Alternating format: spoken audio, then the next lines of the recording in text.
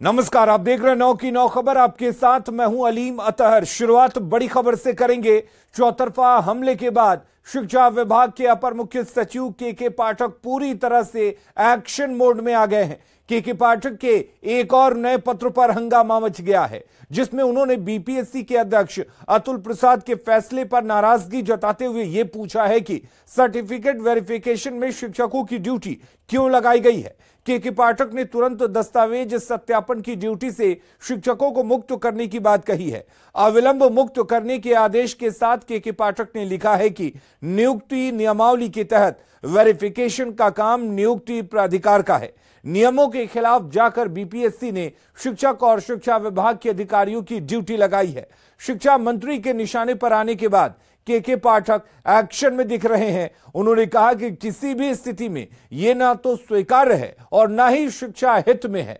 शिक्षा विभाग के कर्मियों की ड्यूटी से अनावश्यक श्रम का दुरुपयोग हो रहा है, इसलिए यह बीपीएससी का काम है।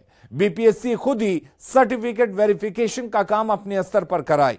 आपको बता दें कि कल ही शिक्षा मंत्री चंद्रशेखर ने के पाठक पर निशाना साधते हुए कहा था कि कुछ अधिकारियों की ओर से जल्दबाजी और हड़बड़ी में लिए गए फैसले के कारण सरकार की किरकिरी होती है। बेवजह शिक्षकों को परेशान नहीं किया जाए। ऐसे में अब शिक्षकों की ड्यूटी सर्टिफिकेट वेरिफिकेशन में लगाई गई है। लिहाजा के पाठक ने इस पर कड़ी आपत्ति जताते हुए बीपीएससी के अध्यक्ष अतुल प्रसाद को पत्र लिखा है।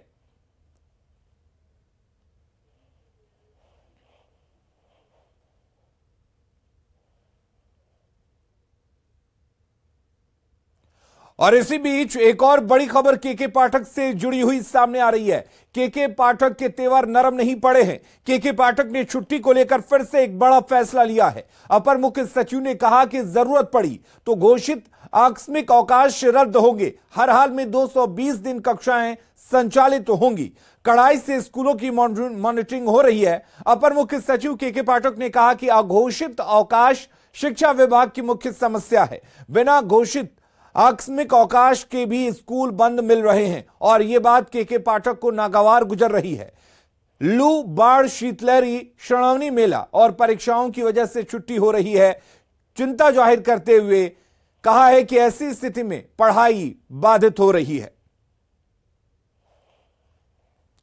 अगली खबर का रुख करते हैं। मुंगेर से बड़ी खबर है, जहां पर बदमाशों ने ड्राइवर को गोली मार दी है। जंगल में लूटपाट के दौरान बदमाशों ने गोली मारी है। गंगटा जंगल में दूध पनिया मोड़ की यह घटना बताई जा रही है। जख्मी ड्राइवर को भर्ती कराया गया है। ड्राइवर जमुई से बालू लेकर जा रहा था। हवेली खड़गपुर इलाके का यह पूरा मामला है। जख्मी ड्राइवर मुकेश कुमार तारापुर थाना क्षेत्र के अफजल नगर खुदिया गांव का रहने वाला बताया जा रहा है। बताया जा रहा है कि लगभग 6 की संख्या में आए अपराधियों ने इस बड़ी वारदात को अंजाम दिया है। इसमें तो 2022 लगभग। तो वो जंगल लूट का योजना कर रहे थे क्या? एग्जैक्ट घटना कहाँ पर की है? जैसे कैंप है ना, हाँ, थोड़ा सा आगे टर्निंग में ऊंचा पे चढ़ा पे पहले रुक करेंगे अगली खबर की। दानापुर से अगली खबर है, जहां पर पुलिस ने एक ऐसे गैंग का पर्दाफाश किया है जो नाबालिग बच्चों को पिस्टल से फायरिंग कराकर पहले उनका फायरिंग करते वीडियो बनाता था और उसके बाद उस वीडियो को वायरल करने के बाद उसे हटाने के नाम पर ब्लैकमेल करता था। पुलिस ने एक देसी पिस्टल, 3 जिंदा कारतूस के साथ 3 लोगों को गिरफ्तार किया है। आरोपियों के नाम प्रकाश रंजन, शिवम रंजन और मनीष रंजन है। वहीं एक आरोपी अभी फरार चल रहा है, जिसकी गिरफ्तारी के लिए पुलिस छापेमारी कर रही है। वहाँ पे कुछ व्यक्ति हैं जो छोटे छोटे नाबालिग बच्चे को पिस्टल से फायरिंग करवा रहे हैं और उसका वीडियो बना रहे हैं और उसके वीडियो को अपलोड कर रहे हैं और उनको यह कह रहे हैं कि आप पैसा दीजिएगा तो मैं आपका वीडियो अपने यहाँ से हटाऊंगा, नहीं तो आपका वीडियो मैं वायरल कर दूंगा। इस सूचना के आलोक में कल रात्रि में एक सूचना प्राप्त हुआ कि अपने घर में कुछ अपराधकर्मी हथियार छुपा के रखे हुए हैं। उस सूचना के आलोक में त्वरित कार्रवाई करते हुए गश्ती पदाधिकारी को सूचित किया गया और छापेमारी की गई, जिसमें छापेमारी क्रम में 3 व्यक्ति को विधिवत गिरफ्तार किया। और अगली खबर दुमका से है, जहां चोर बेखौफ दिख रहे हैं। यहां अब रात की जगह दिन के उजाले में ही चोर बंद घर को निशाना बना रहे हैं। मुफस्सिल थाना क्षेत्र में हवाई अड्डा रोड के लकी कुंडी में चोरों ने एक घर से 20 लाख रुपए मूल्य के गहने के साथ ही नकदी चोरी कर ली। अभी तक घर के मालिक की ओर से पुलिस में लिखित तो शिकायत नहीं दी गई है। शिकायत मिलने के बाद ही कुल चोरी की गई संपत्ति का अंदाजा लग सकेगा। ये घर शहर के प्रसिद्ध मंदिर धर्म स्थान मंदिर के तीर्थ पुरोहित नेपाल झा का है। वे अपने पुराने घर गए हुए थे, जहां से लौट कर आने के बाद उन्हें चोरी की जानकारी मिली। चोरी की घटना के बाद डीएसपी मुख्यालय भी मौके पर पहुंचे और डॉग स्क्वाड के साथ चोरों का सुराग लगाने में जुट गए। वहीं चोरी की घटना की जानकारी मिलने पर पूर्व मंत्री लुइस मरांडी ने भी पीड़ित परिवार से मुलाकात की और गिरती लॉ एंड ऑर्डर को लेकर प्रशासन को घेरा। उसके बाद देख रहे हैं शटर खुला हुआ और सब भैंस का ये ताला टूटा हुआ है। क्या क्या चोरी हुआ? चोरी जेवरात और कैश। कितने के जेवरात की चोरी हुई? सब मिला के 20 के आसपास। नगद कितनी चोरी हुई? 20 मतलब 20 लाख जी। तो सरकार का जो कानून व्यवस्था है ना, वो हाथ से बिल्कुल बाहर हो गया है और अपराधियों का जो शक्ति है वो डबल हो गया है। और ये लोग जो बोल रहे थे ना कि हेमंत है तो हिम्मत है, ये बिल्कुल यह जो बात है ये सत्य दिख रहा है। अपराधियों के लिए इसका जो मनोबल जिस तरह से दिख रहा है वो हेमंत है तो हिम्मत है, ये कारगर साबित हो रहा है। घर के अंदर घुसे तो उन्होंने पाया कि उनके घर का कमरा टूटा हुआ है और घर के अंदर का जो रखा सामान की ज्वेलरी और कैश आदि गायब है। अनुमानतः लाखों की प्रॉपर्टी के बारे में उन्होंने बताया कि इसकी चोरी हुई बगड़ी हुई है। पुलिस हर दिन पर अनुसंधान कर रही, हम लोगों ने डॉग स्क्वाड। और अगली खबर साहिबगंज से, जहां पुलिस ने रविंद्र यादव हत्याकांड का खुलासा कर दिया है। हत्याकांड में शामिल 2 आरोपियों को 4 देसी कट्टा और 25 कारतूस के साथ पकड़ा गया है। दरअसल 25 मई को मुफस्सिल थाना क्षेत्र के पत्थल घाट पर अपने भाई के साथ मछली मरवाने के लिए गया हुआ था और इसी दौरान 6-7 लोग हवाई फायरिंग करते हुए वहां पहुंचे और गोली मारकर रविंद्र यादव की हत्या कर दी। मृतक के भाई के बयान पर मामला दर्ज किया गया था, जिसके बाद एसआईटी ने आरोपियों को गिरफ्तार कर लिया। जमीन विवाद और मछली के ठेके के विवाद में इस हत्याकांड को अंजाम दिया गया था। इस हत्याकांड में शामिल बाकी आरोपियों की तलाश जारी है।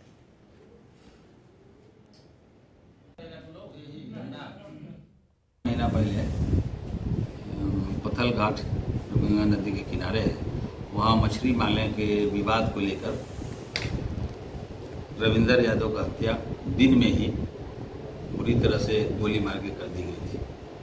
उनका छोटा भाई धर्मेंद्र यादव के लिखित बयान के आधार पर हम लोगों ने केस दर्ज किया था। चूँकि ये सनसनीखेज मैटर था, दिन में डिस्परेटली फायर करके हत्या की गई थी, तो पूरा समाज या आसपास के लोग दहशत में जी रहे थे। और मुंगेर से इस वक्त एक बड़ी खबर आ रही है, जहां पर डेंगू के 7 मरीज भर्ती किए गए हैं। सदर अस्पताल में मरीज भर्ती किए गए हैं। डेंगू वार्ड में इलाज किया जा रहा है। शहर में डेंगू तेजी से पांव पसार रहा है। बताया जा रहा है कि इससे पहले 6 डेंगू पीड़ित मरीज सदर अस्पताल के ठीक होने के बाद डिस्चार्ज होकर घर लौट चुके हैं। अस्पताल उपाधीक्षक डॉक्टर रमन कुमार ने बताया कि सभी का NS1 रिपोर्ट डेंगू पॉजिटिव आने के बाद एलाइजा जांच के लिए सैंपल भेजा गया है। डेंगू की बीमारी के होने का और विगत कई वर्षों से हम लोग इसको देखते आ रहे हैं, झेलते आ रहे हैं। यहाँ की जनता भी इसको इससे परेशान होती आ रही है। इस बार भी डेंगू शुरू हो गया है और हमें लग रहा है कि पिछले 15 दिन से हमारे पास मरीज आ रहे हैं और धीरे धीरे ये संख्या बढ़ती जा रही है। पीएम मोदी ने पहला डिजिटल इंटरव्यू दिया है। moneycontrol.com को पीएम ने इंटरव्यू दिया है। G20 बैठक से पहले पीएम का यह सबसे बड़ा इंटरव्यू है। पीएम मोदी ने इस इंटरव्यू में कई अहम बातें कही हैं। भारत का तेजी से विकास हो रहा है। प्रधानमंत्री ने कहा कि राजनीतिक स्थिरता से तरक्की हो रही है और दुनिया में भारत की भूमिका काफी अहम है। हमारे पास 140 करोड़ लोगों की ताकत है। प्रधानमंत्री ने कहा कि देश के युवा भारत की ताकत हैं और सबका साथ सबका विकास का मंत्र प्रधानमंत्री नरेंद्र मोदी ने दिया और साथ ही कहा कि समाधान की हर कोशिश में भारत जुटा हुआ है। G20 से भारत का सामर्थ्य बढ़ा है। हमारी सरकार ने लोगों की जीवन को आसान बनाया है, लोगों को राहत देने के लिए बड़े कदम उठाए हैं। रक्षाबंधन पर एलपीजी की कीमतें कम करने की बात भी प्रधानमंत्री नरेंद्र मोदी ने कही और कहा कि महंगाई रोकने के लिए कई कदम उठाए गए। भारत में महंगाई दर विश्व स्तर से 2% नीचे है। वैश्विक स्तर पर भारत का विकास बेहतर हुआ है। देश के लोगों ने हम पर विश्वास किया, जनता ने हमें 2 बार बहुमत दिया है। तो moneycontrol.com को प्रधानमंत्री नरेंद्र मोदी ने इंटरव्यू दिया और इंटरव्यू में कई बड़ी बातें उन्होंने कही।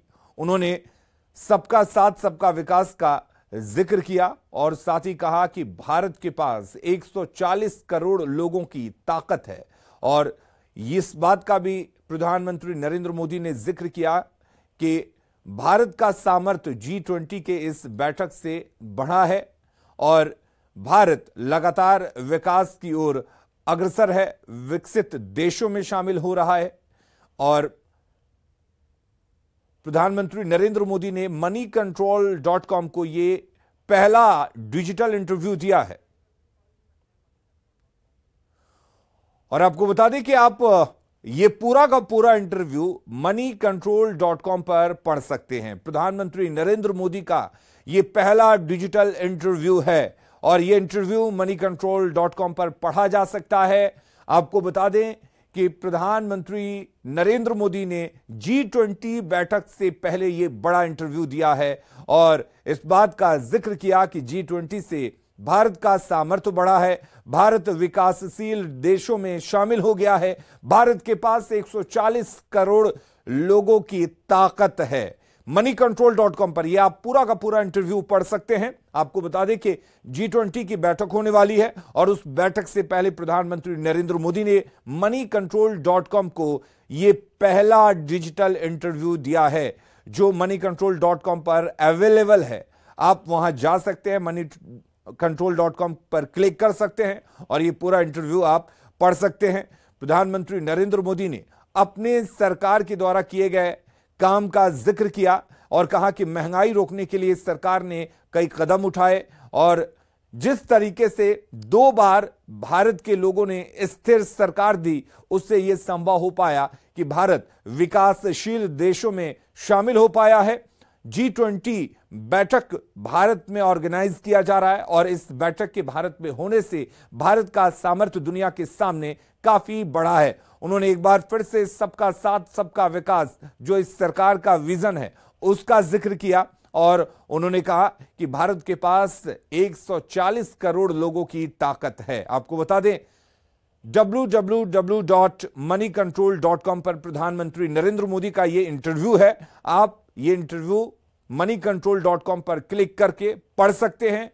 सबसे बड़ी बात यह है कि moneycontrol.com को प्रधानमंत्री नरेंद्र मोदी ने पहला डिजिटल इंटरव्यू दिया है और G20 बैठक होने से पहले यह बड़ा इंटरव्यू आप पढ़ सकते हैं कि प्रधानमंत्री नरेंद्र मोदी ने किस तरीके से इस G20 बैठक से पहले भारत के विजन का जिक्र किया। क्या भारत का विजन है, किस तरह से G20 बैठक को ऑर्गेनाइज करने से भारत का सामर्थ्य बढ़ा है, किस तरीके से G20 का बैठक ऑर्गेनाइज कर भारत ने यह साबित कर दिया है कि भारत विकासशील देशों में शामिल है और भारत की ओर पूरी दुनिया देख रही है क्योंकि भारत में 140 करोड़ लोगों की ताकत है और देश का युवा देश की सबसे बड़ी ताकत है। प्रधानमंत्री नरेंद्र मोदी ने इस बात का जिक्र किया।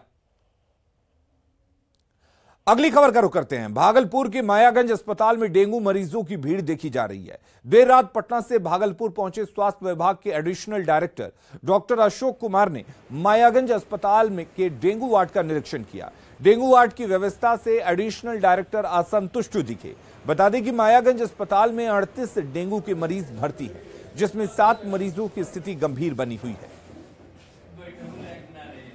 7 पेशेंट जो है आपके सीरियस हैं और रही बात बेड की तो आज ही जो है 100 फैब्रिकेटेड बेड जो है हॉस्पिटल न्यू हॉस्पिटल मिला है, जिसमें कि हम लोगों ने डायरेक्शन दिया है कि कल सुबह से सारा पेशेंट जो है वहाँ नया बिल्डिंग में शिफ्ट हो जाए।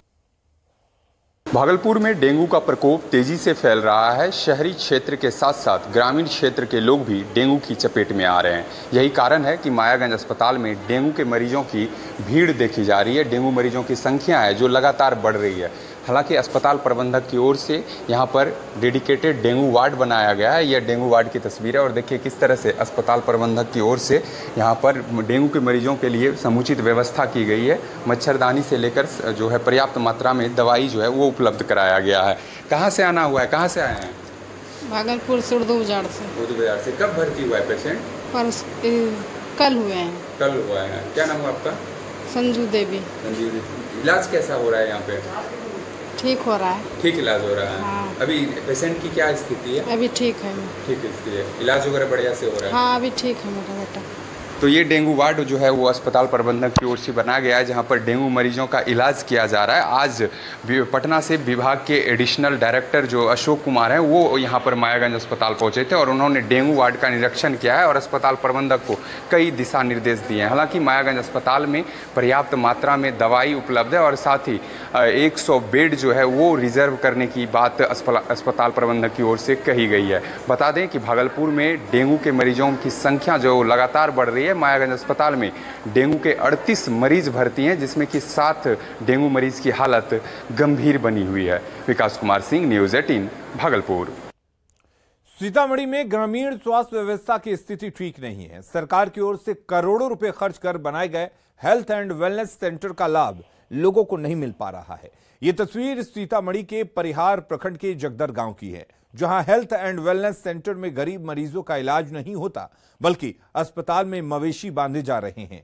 ये तस्वीर वाकई चौंकाने वाली है और बिहार में स्वास्थ्य व्यवस्था की पोल खोल रही है। हॉस्पिटल में तो बंदे भी रहते हैं, मवेशी बना हुआ है और डॉक्टर सब कभी कभी आते हैं, वो आकर के यूं चले जाते हैं। दवा उवा कुछ मिलता है कि नहीं? कोई दवा वो अभी फिलहाल इधर नहीं मिल रहा है। जी आता है, मत दवाई उवाई नहीं देता, बैठते आधा घंटा रहता है, चल जाता है बस। आप लोग अपना इलाज कराने कहाँ जाते हैं? हम लोग तो अभी नहीं, जैसे सीतामढ़ी तो कराते हैं। सीतामढ़ी, यहाँ कोई फायदा नहीं है? नहीं, यहाँ से आपका इलाज नहीं हो रहा है? सीतामढ़ी जिले के ग्रामीण स्वास्थ्य व्यवस्था की तस्वीर क्या है और इससे आम लोगों को कितना फायदा है, हम आपको एक तस्वीर के माध्यम से दिखाने की कोशिश करते हैं। सीतामढ़ी के परिहार प्रखंड के जगदर गांव में स्थित यह हेल्थ एंड वेलनेस सेंटर है।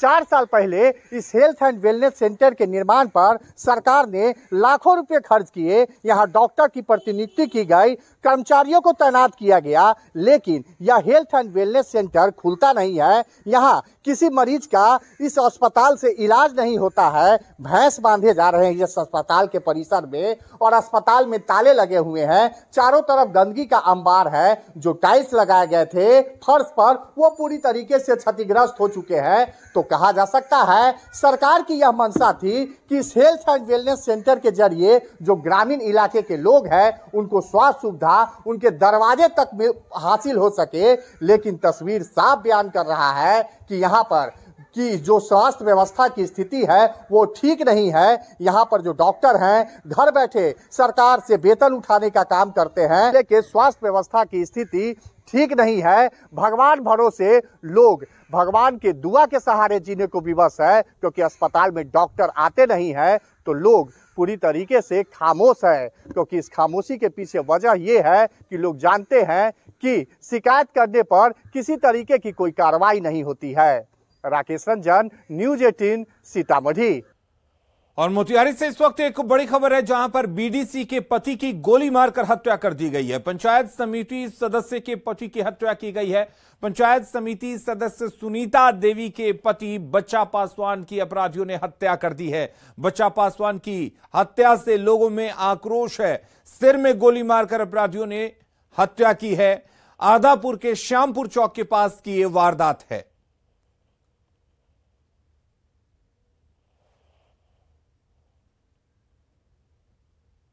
समस्तीपुर में एक वीडियो वायरल हो रहा है।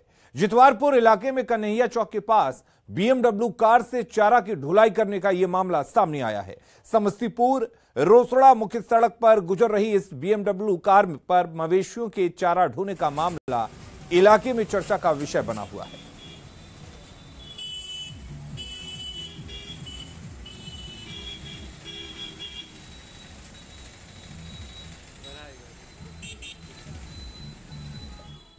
मसौड़ी में तलवार और हथियार के साथ बर्थडे पार्टी मनाना महंगा पड़ गया।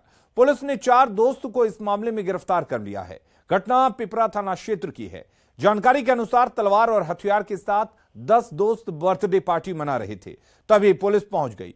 पुलिस को देखकर बदमाश भागने लगे, लेकिन पुलिस ने 4 लोगों को खदेड़कर पकड़ लिया।